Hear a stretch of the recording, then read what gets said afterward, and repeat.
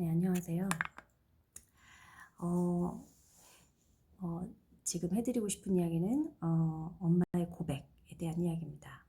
첫 번째는 일상에 대한 이야기, 그리고 일상을 옛날 이야기로 했을 때 누구누구가 살았대, 단우가 살았대, 단우라는 예쁜 아이가 살았대, 단우라는 개구진 아이가 살았대, 단우라는 말 안 듣는 아이가 살았대, 이렇게 얘기하거나, 그리고 화를 잘 내는 단우 엄마라는 사람이 있었대, 이렇게 얘기를 해서 나와 내 아이를 객관화시켜보는, 그렇게 해서 한번 서로 바라보는, 그날의 일상을 한번 좀 객관적으로 바라보는 이제 그런 이야기를 한번 해드렸어요. 그래서 일상에 대한 이야기를 그냥 오늘 너랑 나랑 뭐 했지? 이렇게 이야기하는 방법, 혹은 이렇게 객관화해서 한번 옛날 이야기 안에 나와 내 아이를 대입해서 해보는 방법, 두 가지를 이제 설명을 드렸고, 오늘은 고백에 대한 이야기입니다. 어, 네, 성경에 이런 말씀이 있어요. 누가복음에 진실로 말하노니 누구든지 아이와 같지 않으면 하나님의 나라에 갈 수 없으리라 라는 말이 있습니다. 저는 이 말을 듣고 이 말씀에서 뭘 느끼냐면, 아이의 마음이 항상 우리보다 넓다라는 생각이 들어요. 어떻게 보면 아이의 사랑이 어떻게 엄마 아빠의 사랑보다 더 무한하다라는 그런 생각이 듭니다.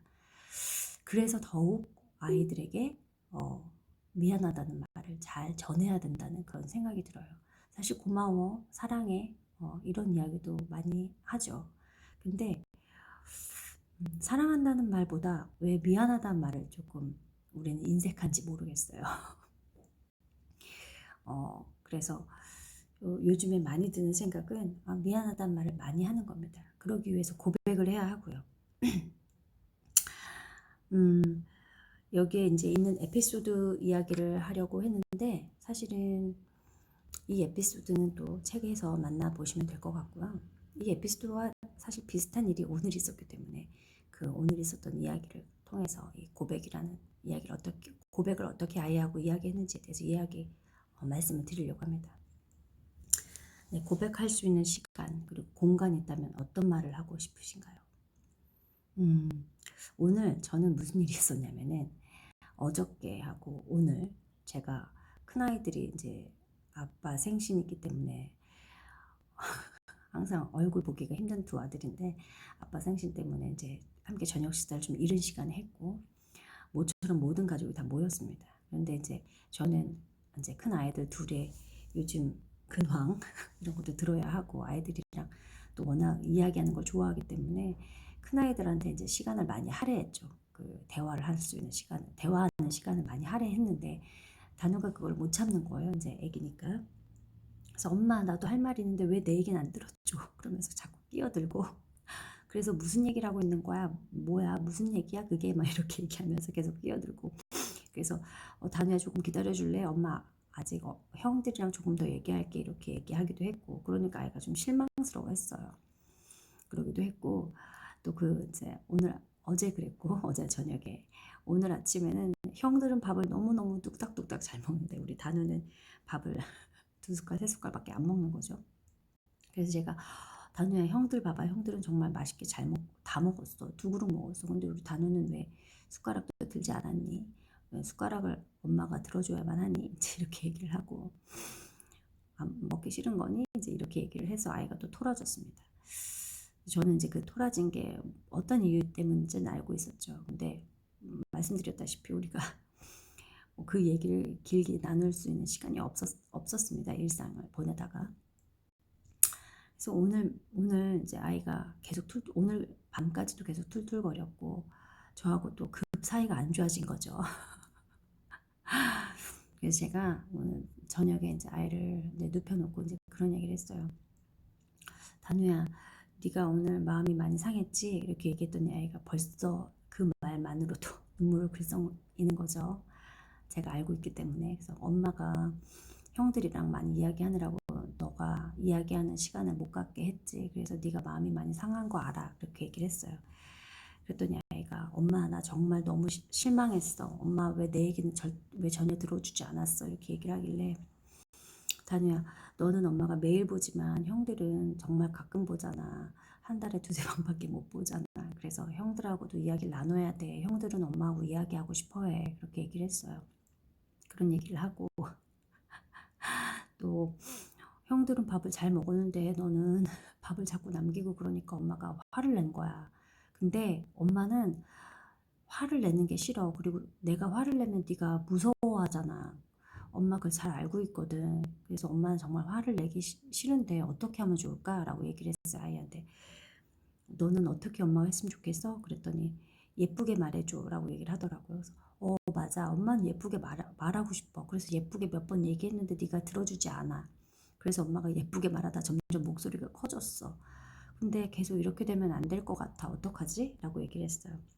그랬더니 아이가 그러면 엄마랑 나랑 머리를 합치면 어떨까? 이렇게 얘기를 하더라고요. 정말 아이다운 생각이죠.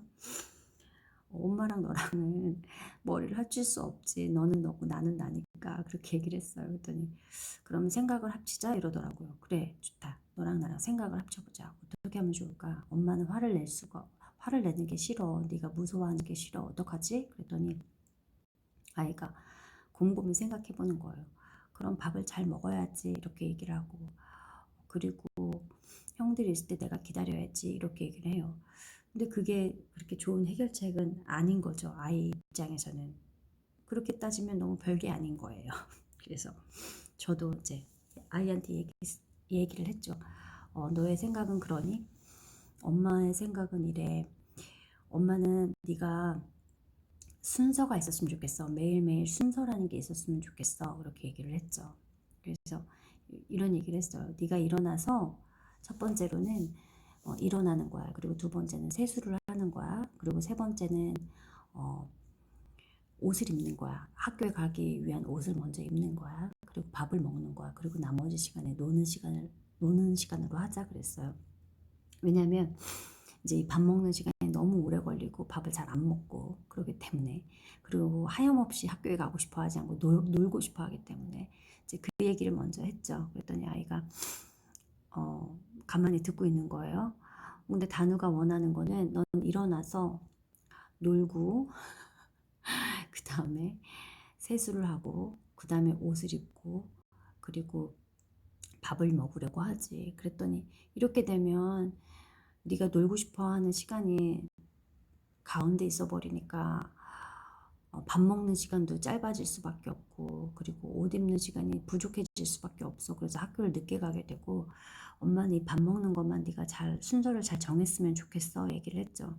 그래서 네가 노는 거를 맨 마지막으로만 둔다면 앞에 있는 걸 네가 조금 더 빨리빨리 할 수 있잖아. 그래서 일어나자마자 세수하고 세수하자마자 옷을 입고 그리고 밥을 먹고 이걸 네가 조금 시간을 줄이면 네가 놀고 싶은 만큼 더 많이 놀 수 있어 라고 얘기했죠.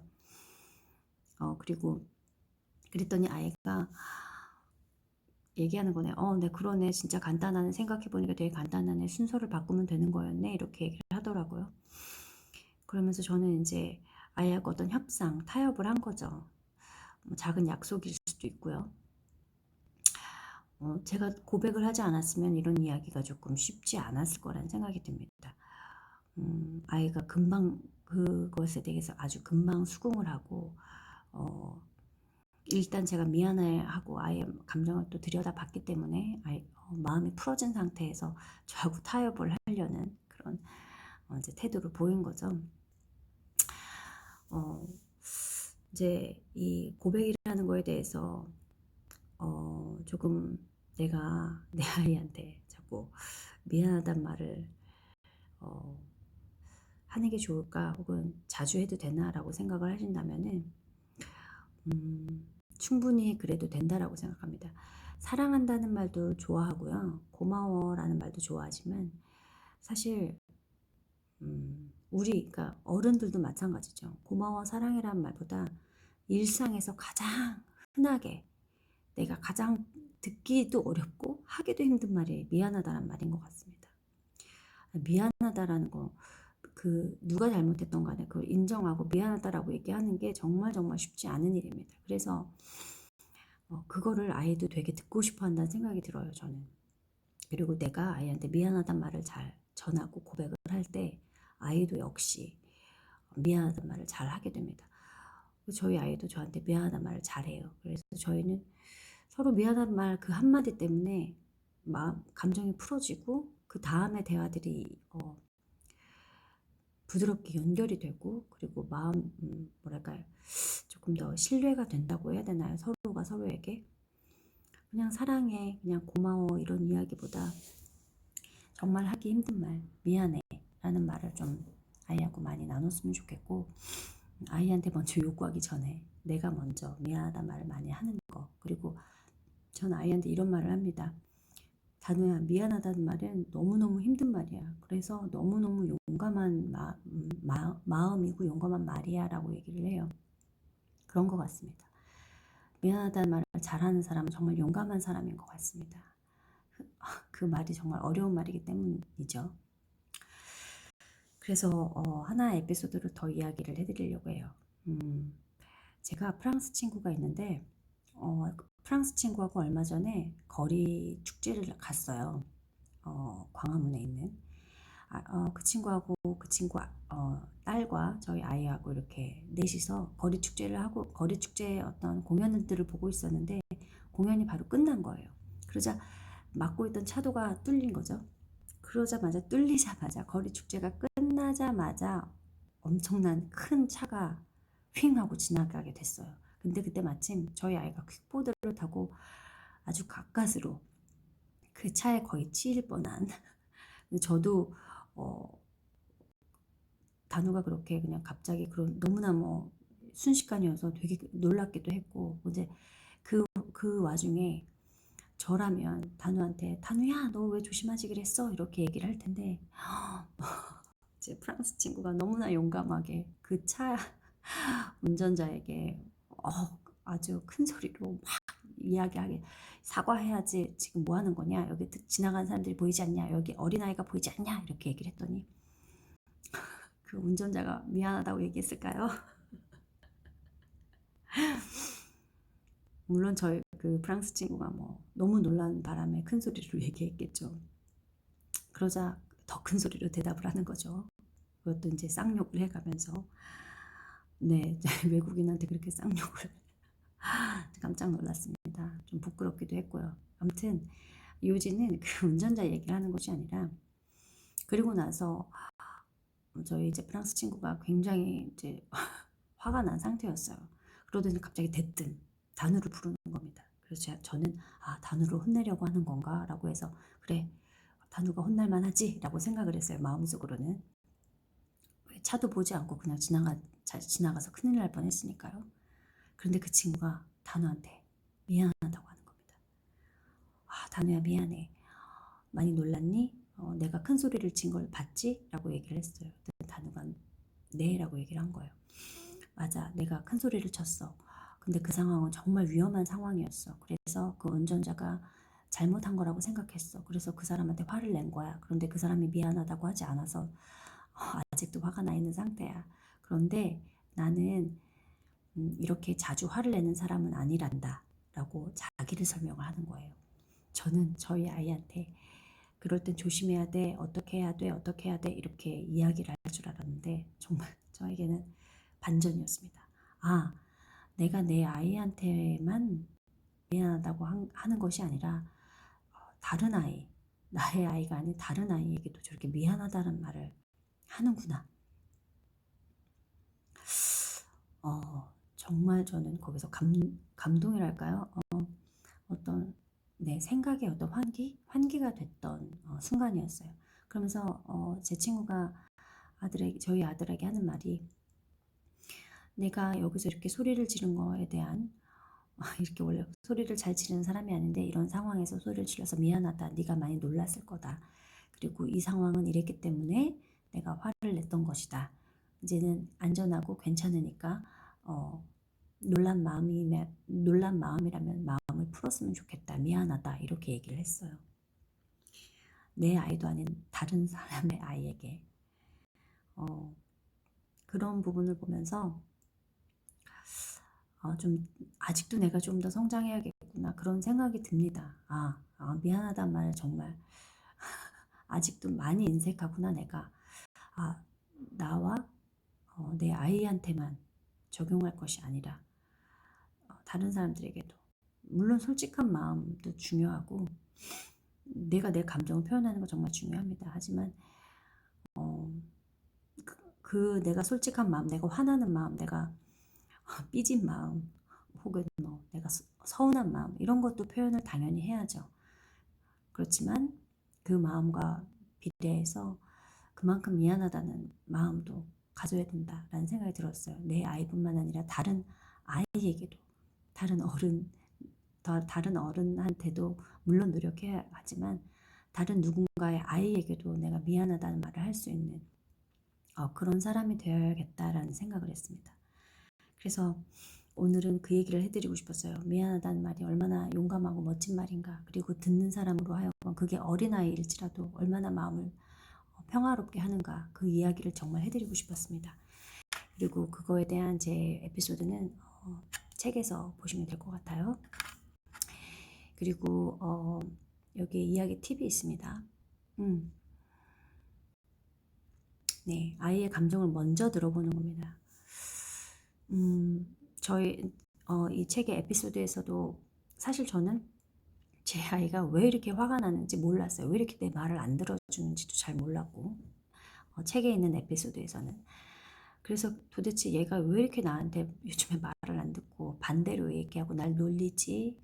왜 내가 얘기하면 쳐다도 안 보지? 왜 내 말을 흘려듣지? 이렇게 해서 싸우다가 이제 그거를 서로 고백하는 이야기를 썼는데,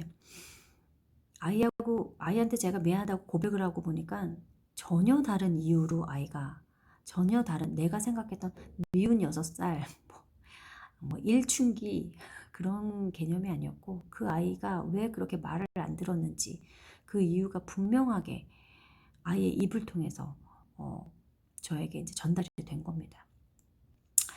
그래서 어떤 일 때문에 만약에 아이가 평소랑 다른 행동을 보인다면은 엄마가 허심탄회하게 아이하고 이야기해 볼 필요가 있다고 저는 봅니다. 그럴 때 먼저 내 아이가 왜 이상한 행동을 하지? 왜 이렇게 요즘에 내 말을 안 듣지? 할 때는 그 이유가 있어요. 반드시. 네. 저희 아이 같은 경우에는 왜 그렇게 이 에피소드에서 같은 경우에는 말을 안 들었던 이유가 제가 6살이기 때문에 찌찌를 허락하지 않았기 때문에 거기에서 아이가 스트레스를 받고 말을 안 들었던 거더라고요. 그냥 밥 먹는 게 싫어서, 옷 입는 게 싫어서, 학교 가는 게 싫어서가 아니라 제가 찌찌를 만지지 못하게 한 거에, 거기에서부터 제가 업어주지 않은 거, 잘 많이 안아주지 않은 거, 무겁다고 내려와 힘들어 했던 거, 거기에 아이가 마음의 상처를 받고, 그래서 아이가 저하고의 관계가 좀 틀어지고 그거를 자기만의 방법으로 말을 안 듣거나 장난치거나 했던 거더라고요. 그래서 아이의 감정을 듣기 전에 먼저 내가 잘못했다, 내가 요즘에 뭔가 잘못하고 있는 것 같다 라고 내 입장, 그리고 내가 미안한 마음을 전하시고, 그리고 아이하고 이야기를 해보는 거예요. 단우가 왜 그랬을까? 어떤 이유 때문에 그랬을까? 엄마 정말 궁금하다. 이렇게 얘기하면서요. 그리고 아이하고 이제 그런 이야기들이 나오면 타협을 꼭 해보시기를 저는 추천을 합니다. 모든 걸 다 이제 아이가 감정이 상했고 그걸 다 들어주겠다라는 마음보다는 나는 이랬고 너는 이랬구나 라고 해서 타협을 하는 지점을 찾아보고, 또 서로 할 수 있다면 작은 약속들을 한번 해보는 겁니다.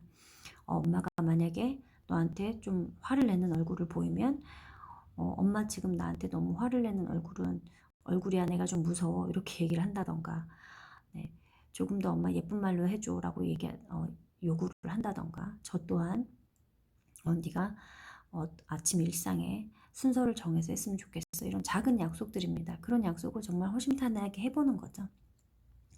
그렇게 해보시기를 정말 추천하고, 고백을 하면서 아이의 이야기를 들어보라고 하는 이유는 이런 이야기가 있습니다. 뒤에 가서 이제 제가 수사학에 대한 처음 이야기를 제가 이 영상을 올려드릴 때 수사학에 대한 이야기를 잠시 이제 꺼낸 적이 있었는데, 이 역시 제가 2부 책을 통한 책으로 이제 이야기를 짓는 거, 그 바로 직전에 수사학에 대해서 도대체 이게 뭔지, 이게 얼마나 중요한지, 이게 얼마나 우리에게 어떤 대입 가능한지, 필요한지에 대한 이야기는 나중에 해드릴 건데, 여기에서 잠시 이제 수사학에 대한 이야기를, 수사학에 따른 이야기를 해드리면, 이제 수사학에서 무슨 이야기를 하냐면요, 대화나 설득, 토론, 이런 것들에 대한 기본은 먼저 상대의 이야기를 들으라는 겁니다. 내 아이의 감정을 먼저 이해하고 충분히 듣고 난 다음에, 그리고 내 감정을 거기에 이제 그 이야기를 충분히 들어주고 이제 이야기해보는 겁니다. 그리고 아주 평화로운 상태에서 상대를 이해하는 눈빛으로, 포용하는 자세로, 그리고 그 다음에는 상대의 주장, 그리고 내 주장의 장단점을 따져보면서 이야기하는 거. 이게 바로 협상이나 타협을 하는 과정이겠죠. 설득하는 게 아니라 상대방의 입장을 이해하는 게 목적이 될 때 대화가 성공할 확률이 많다. 라고 수사에서 말을 하고 있습니다. 무슨 말이냐면, 경청을 하는 거. 정말 말을 잘 들어주는 거. 그러기 위해서 아이하고 아주 평화로운 상태, 일상에서 하지 못했던 그런 평화로운 상태에서 이 아이를 다 이해해주는 눈빛으로, 그리고 아이가 무엇 때문에 이랬는지에 대한, 또 나는 왜 그랬는지에 대한 이야기를 서로 이야기해보면서 장단점도 따져보고 얼만큼 우리가 잘못했는지 실수했는지에 대한 이야기를 해보는, 그렇게 하다 보면은 이 대화가 또 설득이 될 수도 있고 또 토론이 될 수도 있는 굉장히 뭐랄까 깊이 있는 그런 교감을 이룰 수 있다라고 저는 봅니다. 그래서